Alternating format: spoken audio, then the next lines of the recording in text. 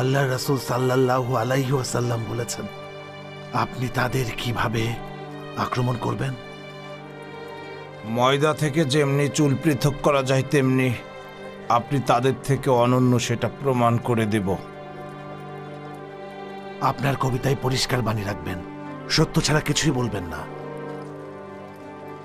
আপনারা বলেন পবিত্র মাসে কাউকে হত্যা করা মহাপাপ, কিন্তু এর চেয়ে বড় পাপ যখন বিজ্ঞ ব্যক্তি সত্যকে দেখে না। আল্লাহর রাসূলকে ধর্মপ্রচার করতে বাধা দেওয়ার পরিকল্পনা করেছিলেন আপনারা। মনে রাখবেন, আল্লাহ তাআলা সব জানেন। সত্য বলেছেন হাসান, সত্য বলেছেন। পবিত্র ঘরের লোকদের ভূমি থেকে তাড়িয়ে দিয়েছেন, যেন কেউ পবিত্র ঘরে গিয়ে আল্লাহর উপাসনা করতে না পারে।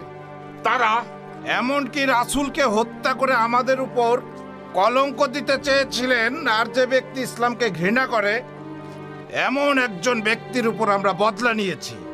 ইবনুল হাদ্রামিকে